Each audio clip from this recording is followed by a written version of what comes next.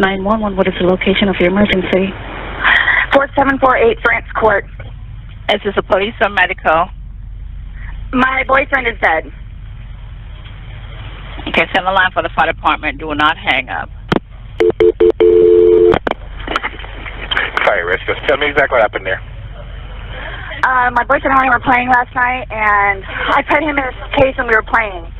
Like kind of hide and seek kind of thing. So I fell asleep, and I woke up, and he was dead in the suitcase, so I don't know what happened. Okay, is he hanging from somewhere or what, ma'am? No, I pulled him out of the suitcase. He was in a suitcase? Yes, and I fell asleep. Right, is he breathing? No. I need you to get him on the floor, flat on his back for me, okay? I did. I tried giving him CPR. Yeah, okay. Purple. Okay, listen to me. Lay him flat on his... Okay, ma'am, listen to me. I want you to lay him flat on his back for me on the floor. I did. Okay, he's stiff and purple. Okay, man, that's fine. We're still going to do compressions on him, okay? Place the heel of your hand on his breastbone, right in the center of the chest. Yes. Put your other hand on top of that hand. Just by looking at him, you can tell. Okay. And? Please! Okay, he just gurgled. Okay, listen to me. Place the heel of your hand right between his chest, right between his breastbones. Yes. With your other hand on top of that hand. Yes, we want to pump his chest to me hard and fast, twice per second. 1, 2. On February 24th, 2020, police received a chilling 911 call from a woman named Sarah Boone. She told police detectives that her boyfriend, Jorge Torres, was dead. Boone claimed that she and Torres had a single bottle of wine and then decided to play hide and seek. She claimed that they thought it would be funny to put him in the suitcase and that they were both laughing. She stated that she then went upstairs and accidentally fell asleep, leaving Torres in the suitcase. Police were immediately dispatched to her home in Winter Park, Florida. Not a problem. The property manager, I don't know if I should go tell him really quick or just so he knows what's going on. Where is he at? He walked that way. Oh, don't worry about that. We'll take care of that for you, okay?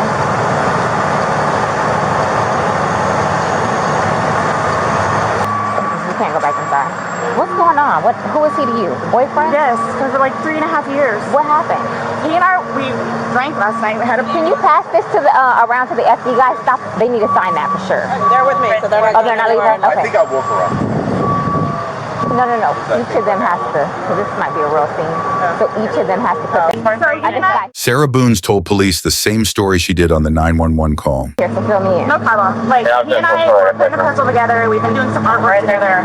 You are putting a puzzle together? Yes, we have a puzzle that we started in there. Okay. We've been doing art, trying to take the stuff off the wall to make new art put up there, like having a good time with one another. But we're drinking. We had a bottle of wine last night. Okay. Fine. So then it's like, we decided to play hide and seek, right? Okay. So he gets in the suitcase, okay? Who is this guy? That's my ex-husband, my former husband. How did he live here with you guys? No, I called him over here. Okay. I didn't know what to do. Okay. I didn't know what to do. Okay. So then he came over here. Here, let's talk in private, okay? I called you guys. I tried giving him CPR. The problem is I fell asleep. When did you do CPR? This morning, when I found it. Before you called? Yes! It's 1 o'clock right now. I tried.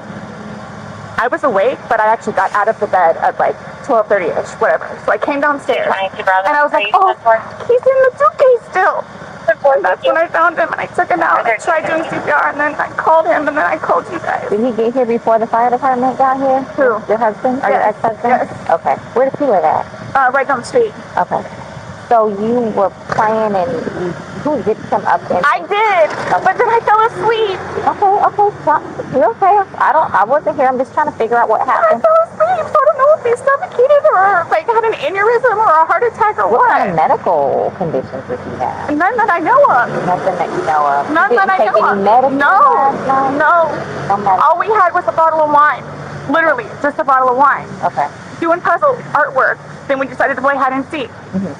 That's all that happened. Okay. So I don't know if he had a heart attack or what in there. Like, I don't know what happened. I'm cutting out right now. This is Sarah's ex-husband. Okay, so you don't live here in this house? No. I live down in Lake Granada Cove down there. Lake Granada Cove, okay. Yeah. So kind of tell me how you came here today, or... Well, I had been calling. Come down here, we got to talk. I've been calling since. You've been following this. Your ex-wife or current Yes, wife? yes. Okay. No. Ex-wife. We've Okay. been divorced about a year and a half. About 11:30 is when I started calling to find out because this is supposed to be her day. Her child. Okay. She's generally not very good about always doing it. She drink. They called back and said she was still there, or she came back. Who called? Did you call or did she call? Well, I called. She called me back when I was on my way to make sure I was coming over. But I called her Give me 1 initially. second, okay? But I called her initially. Do you have water in your car by any chance? Nothing? No. Okay. No, I don't. Okay, so she called, you get over here. I don't. Okay, but you've met him before. I've met him before, yes. Okay. Yes, they've got a whole fun history. Oh, really? Oh, you guys have called over like, For the two of them? yeah, he's been arrested like I think 5 times against her, so. Really? Okay, I'm not familiar with, So. I haven't been here personally. It's, So they have he's currently on parole because of it, so, because of domestic violence with her? yes. Okay. Yes, from last Good to time know. he got, retrial something or other. He had to go to a domestic violence class. Okay. I know he was doing it, a parole officer, stuff like that. But I mean, like, every time she'd have him arrested, the next day she was trying to get him bailed out of jail. He explained to the police that he and Sarah have been divorced for about 1.5 years, and he was at her residence that morning because it was Sarah's turn to be in custody of their son. He went further to tell police about the domestic abuse that has been going on between Sarah and her late boyfriend, Jones. I don't know what it is. Oh, she's getting water from the tap. Probably gonna pass out on us. After we got divorced. It's still Boone, okay. Yeah, And then your first name? Brian, Brian. Brian. And your date of birth? 5/27/75. And your child is in school right now. He's not here with you. No. He's okay, at school. he's in school. How old is he? This will be a fun one. He's 9. He's 3rd I grade. can't even start with how you would explain something like this. Okay. 6th grade, you said? 3rd grade. Oh, third He's grade. 9. 3rd grade. Okay. Yes. All right. So sit tight for us. I'm sorry it's so hot. Maybe the middle of that would be a good spot to stay in. Detectives arrived and asked Sarah a few questions. So, from what She Rodriguez. has told me, she explained last night that you guys were drinking a bottle of wine, and around midnight, you decided you guys. 12:30ish, yeah. Okay. You guys decided to play hide and seek. Well, we were playing hide and seek. And then from Massachusetts came down here. Sarah was taken to the station for proper questioning. I'm going to read you your rights again because we have to talk about that, and since I'm talking about the incident. So you have the right to remain silent. Anything you say may be used against you in court. You have the right to talk to a lawyer before and during questioning without charge. If you cannot afford a lawyer and want one can be provided for you before questioning without charge. Has anyone threatened you or promised you anything to get you to talk to me? No. And do you understand what I just read you? Yes. Perfect. Okay. So this morning we went to his autopsy, and we were informed of some injuries that he has by the doctor. So I want. So he's got scratch marks to his back. I know what that's from. Okay. And it's called a contusion. Do you know what a contusion is? So like basically you're getting hit and then you get a mark from it. You'll get bruising. Like someone hit you or something like that. It's called a contusion. So he had some injuries to his left shoulder. He had a cut near his lip. We could see his mouth was a little. I haven't laid a hand on him. Okay. Also, too, he fell off my son's bike. Okay. So I don't know. And he's notorious for running into the wall or the hall tree. So Okay. What about the scratches? Because there's also sex. Yes. Okay. Because there's also like a scratch on the back of his neck, kind of going, but it's going straight across. I have no idea what that's from. And they're all recent. They occurred recently. It wasn't something that occurred post or that occurred a week ago or 2 days ago, 3 days ago. They definitely occurred, the night leading up to when he was. In all honesty, we have not gotten into it. Okay. That's why, the only thing I thought you guys were going to ask me about, which I was going to be honest with you anyway, are the scratch marks on his back. Everything else, I have no idea what it is. No idea what it is. Nonetheless, I've had my son over the house too, so Well, your son was there when? When was he last there? oh gosh. From my understanding, he was there like last Tuesday? I don't know if it was Tuesday, but yes, he was there last week, so. Well, we're talking about Sunday. Yeah. We're just talking about what occurred Sunday. Because like I said, the injuries they occurred within that time period. So you're talking about day before yesterday? Sunday leading into Monday. You called us yesterday at 1, but the incident, you guys were painting and stuff the night prior. Correct. So we're talking about Sunday and then That's into why Monday. I'm thoroughly confused, because we had a good time sitting on the back porch, having wine and smoking a couple of cigarettes, and then decided to go inside and literally paint, do puzzles, and play, and listen to music. That's why nobody got out of sorts. This is what's mind-blowing to me. Like, I have no clue. Nobody laid a hand on anybody. He also had, like on the left side of his forehead, he had basically bruising, and on like his head and skull. I have no idea. As if something hit him. I Considered have not touched him. trauma. I have not touched him. I have not touched him. Then how would you get those injuries? Tell me and we'll both know. I have not touched him. Yesterday, when we took photographs of your overall body, and they did the buccal swabs, did they go under your fingernails? No. Okay, are you willing to let us Absolutely. swab underneath your fingernails? Go for it. Okay. I have no idea, and I don't want to seem out of sorts, but I have no idea. We had a good day. It was a good day. We've had good days lately, even considering everything that's going on with our jobs and life in general and ex-wives and everything. It's been good. Like, I don't even know where this is coming from. Yeah, I you don't said even the know. last physical was probably, you said, I think, what, a month ago? Where you got the injury, right? You said that was a I'll month say a ago? few weeks, give or take, yeah. A few weeks? That was the last, like, physical altercation between the two of you? Yeah, you said a month ago he hit you with a curtain rod. Yeah, with a curtain rod. That's why I can't believe you guys didn't take that either. Wow. Like, we've been good. I don't know if, like, it's since the last time he got out of jail.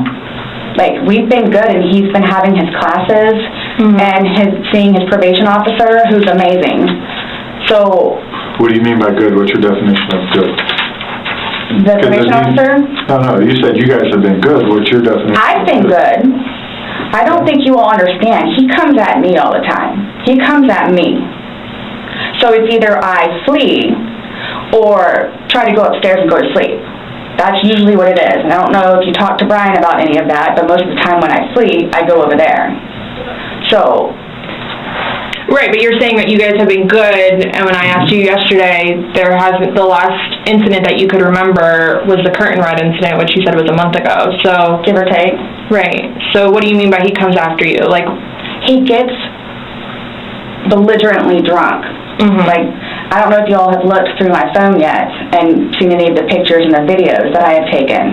And at one point, I started documenting everything. okay. So you all will see in my pictures, bloody fingers, split foreheads, he split my nose. I've got this. Right. I don't know if Brian told you about it, where I had to have almost I had one really bad surgery, but then it got really, really, really, really bad, where I had to go like 4 or 5 more times afterwards for them to tend to it. From him poking me in the back of the leg. Right. So it's, Then why are you still with him? everybody asks me that. When I tell you guys this, I really love him, like I do, and I feel like I can help him. Like, I feel like I could help him, which I did, because he came a really long way from where he was in Philadelphia to moving back to here and to dealing with everything else that he's been dealing with. I've really helped him. I bailed him out of jail, 3 times. I've gone to every single hearing and every single arraignment, everything that I did for him.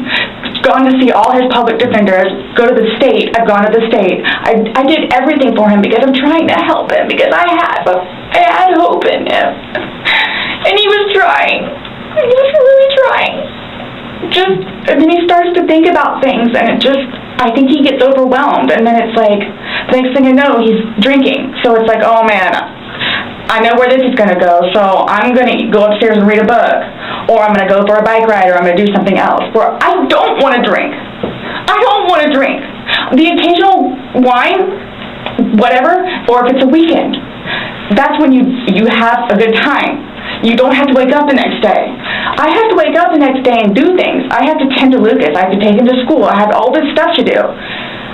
He doesn't know how to, I guess, maintain himself, where I can do 50 things at once and still know the 50 things more prior that I need to get done.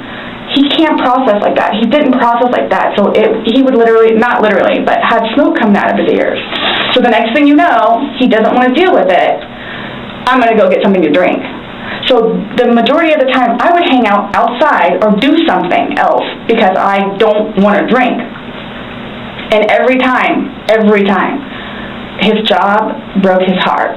And it made me sad because he had so much pride in his job.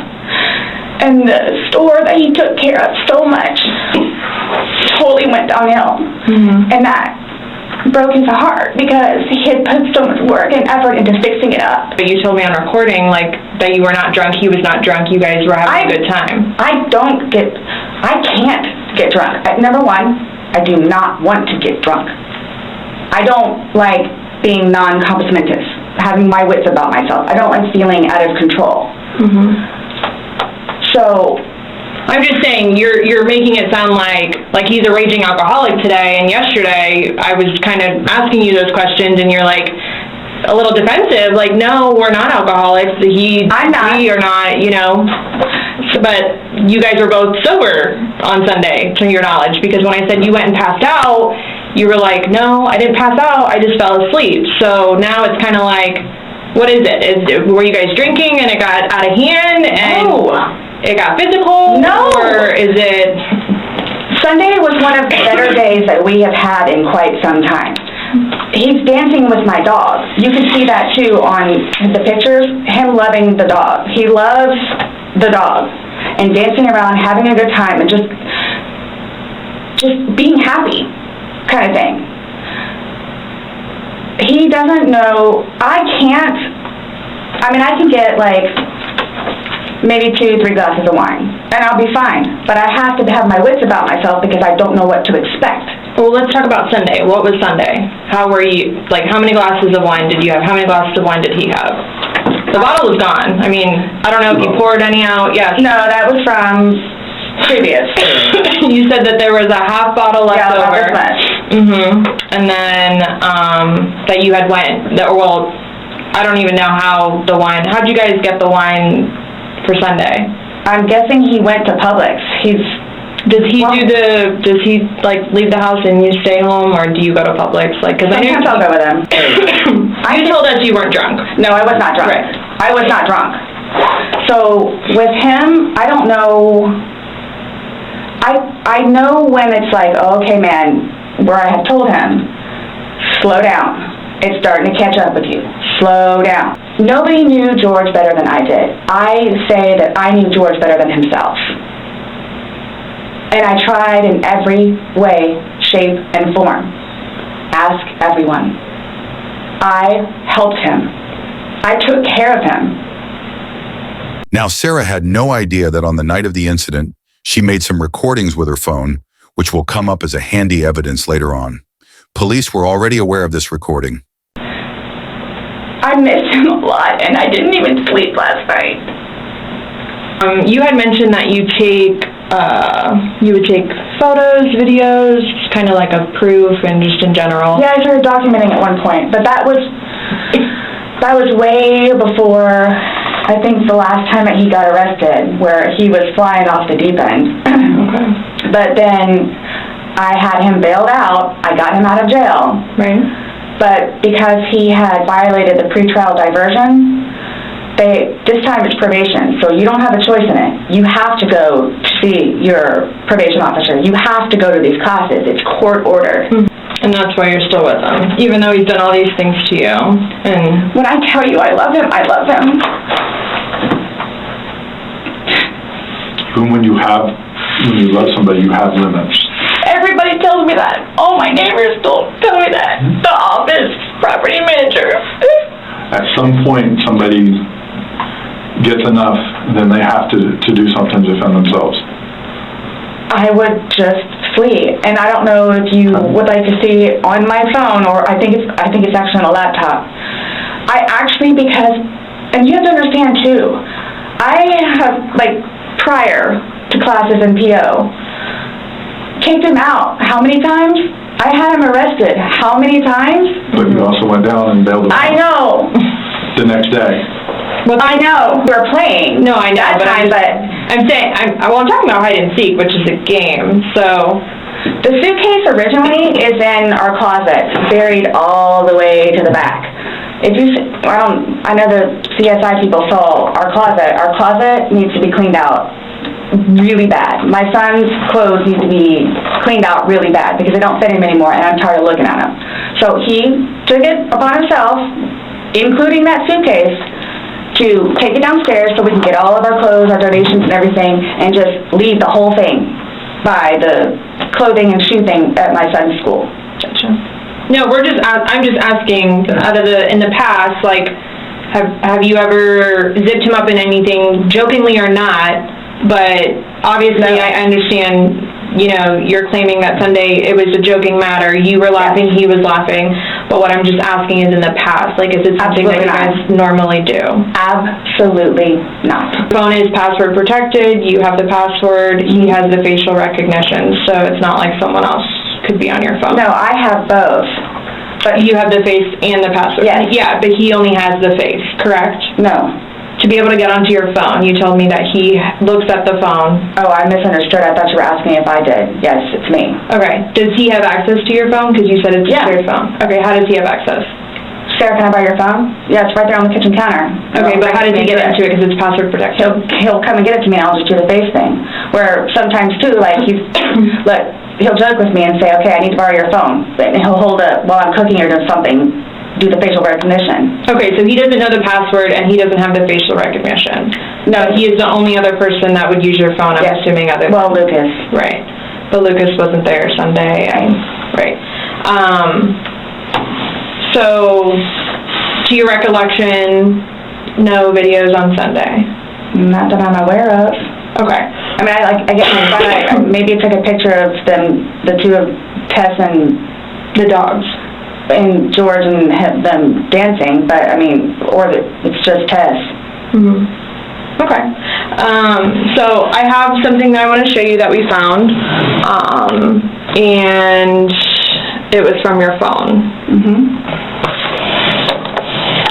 Can you see it?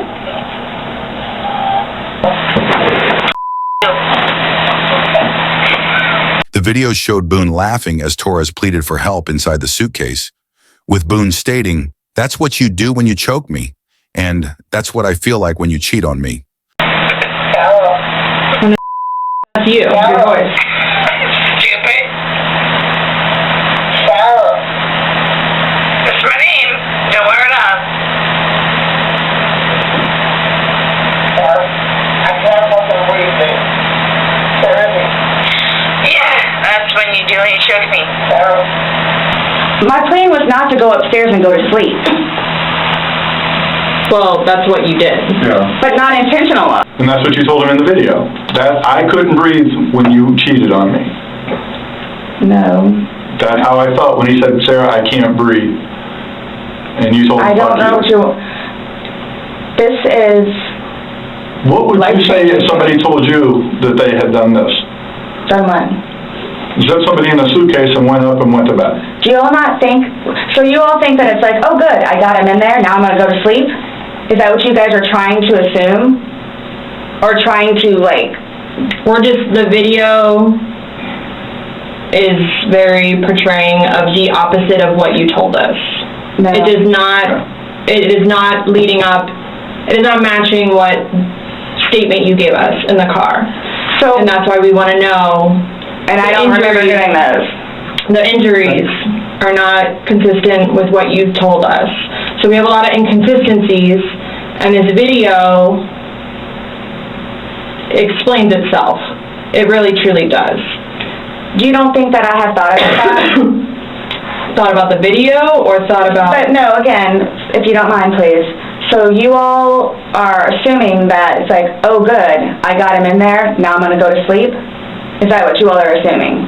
Well, it's not an assumption when that's what you told us that happened. That's what happened. And the video... Yeah. I mean... But I'm not going to say... You thought he could get out on his yes. But the video shows that he cannot get out on his own. But when I unzipped it with one finger. From the outside. But it had the hole in it. And you're claiming that it had a paper clip, so that's what assisted you in doing it. No. What you told us. When I had my sweatshirt, I said I thought it had a paper clip on it. It's got... But the zipper part is broken. Yes, which is why we were going to zip it. Yeah. I just... You were able to unzip it from the outside very easily, because that's the way they're designed. But you could on the inside, too. I don't know how... Well, why wouldn't he have gotten himself out if he could? I don't know. I don't know if he saw, where the hole was. I don't know. I didn't see a hole. No, I didn't see no fingers You're the sticking only out. one that's what I'm saying. Like, he's in one position, and where his head would be, we should be able to see fingers. And then when it's flipped over onto this right side, again, his head is closer to us facing the video, so we should be able to see fingers, and we don't see anything. We see no movement of him trying to unzip it or physically unzipping it. All we see is pushing up, trying to push out of it. Please do not assume. I'm not assuming. I haven't assumed anything. I follow evidence. But my intention was not, again, oh good, I got him in there, now I'm just going to go to sleep. What do you think someone that knows nothing about this or hears just a little bit like, oh, they were playing around in a suitcase She's been drinking and then watches that probably video? went to sleep. That's what happened. But you let him out before. I mean, you put him in, so why didn't you take him out? Because I was upstairs and I fell asleep. No, before you went upstairs. You, consciously had to walk upstairs. You obviously remember going to bed because you were able to give me a time frame on that. Mm-hmm. And you specifically told me that you went upstairs. My intention is not for this to happen. I am sick about it. I've never done anything like this before in the past. I am sick. Especially with that. I thought I couldn't sleep last night. I don't know. Well, here's the thing. You tell us the last night, you vividly remember this when you told us last night that he was laughing, you were laughing, you put him in the suitcase, he has two fingers sticking out, and you go to bed. Now we see something totally different, and it actually shows you upset and, again, using derogatory terms to him when he's begging for his life to get out of that suitcase. So but my thing is, we're assuming, we're not assuming. But we're telling you what's on there. So it just happened to be that whenever I was videotaping or doing whatever else it was, just happened to not have that in it. Okay. And you also, in the video, you can't see any holes. There's nowhere in that where the zipper separates and you can see a hole. If there's a hole, he's pushing on it, begging you to get out. We should probably see that hole. He eventually would have been able to get out. Alcohol. Based off what you're telling us, he should have been able to get out. Okay. But the video shows him attempting to get out, begging to get out, and he can't. So that's just what we're trying to figure out. I don't know if maybe you had too much to drink, you zipped it up all the way, and then, I did not zip it up all the way. Okay, well. I did not zip it up all the way. This is horrific, okay? Horrific. It is terrible. Yeah, horrific. I don't think I'll ever be right because of this. Ever be right. Dealing with everything else that I have in my life, personally. And then this. Okay. Whom I loved. It was not intentional. I will put my hand on the Bible. It was not intentional. I would not do that to him nor anyone else. But you did. Not intentional. You intentionally went up to bed. I didn't intentionally go to bed because I'm thinking, okay, good, he can get out. how did you not intentionally go to bed? You said you went upstairs and got into bed. That's intentionally going to bed. Waiting for him. And he doesn't come, but you don't go down to check on him. So I happen to go to sleep. When I say go to sleep, And what do you normally do when you go to bed? What do you normally do when you go to bed? What do you mean? What is a bed for? Going to sleep. Right. So you go to But bed to obviously do you what? can tell too that, like, I've been You go to drinking bed to do also. what? Okay. You kept telling us, hey, I wasn't intoxicated. I wasn't this. I wasn't that. Being drunk and intoxicated, which, yes, you can tell that I've been drinking, but Okay. So if you weren't intoxicated, then why would you ever leave somebody in a suitcase that's begging to get out, that's telling you they can't breathe? if I hadn't been drinking, you still think it would be the same thing? Where it's like, hop in, I'm gonna go to sleep. Is that what you all are trying to do? Jorge Torres Jr., a 42-year-old American man, suffocated to death on February 24th, 2020 in Winter Park, Florida, after being zipped into a suitcase. Jorge's height was 5 feet 2 inches, 1.57 meters, and he weighed 103 pounds, 47 kilograms.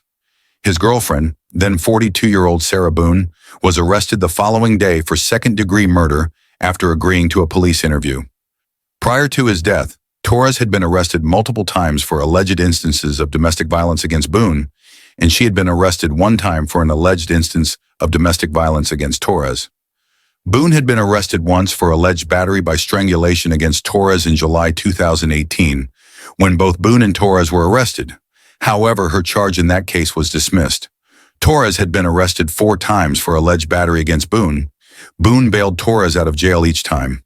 On February 24, 2020, Boone called 911 and told them that her boyfriend, Jorge Torres, was dead. Boone claimed that she and Torres had a single bottle of wine and then decided to play hide and seek. She claimed that they thought it would be funny to put him in the suitcase and that they were both laughing.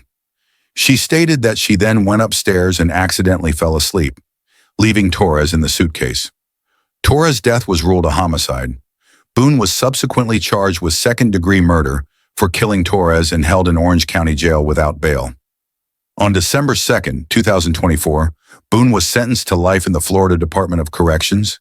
She criticized the way her trial was handled and covered by the media. She wrote a 7-page letter to the judge. You can pause and read. The whole summary of the letter was that she is not a murderer, but a victim. What are your thoughts on this? Is Sarah a murderer or a victim? Write your thoughts in the comments section down below. Subscribe for more Chiling stories. True crime in 4K. Like, share, and subscribe.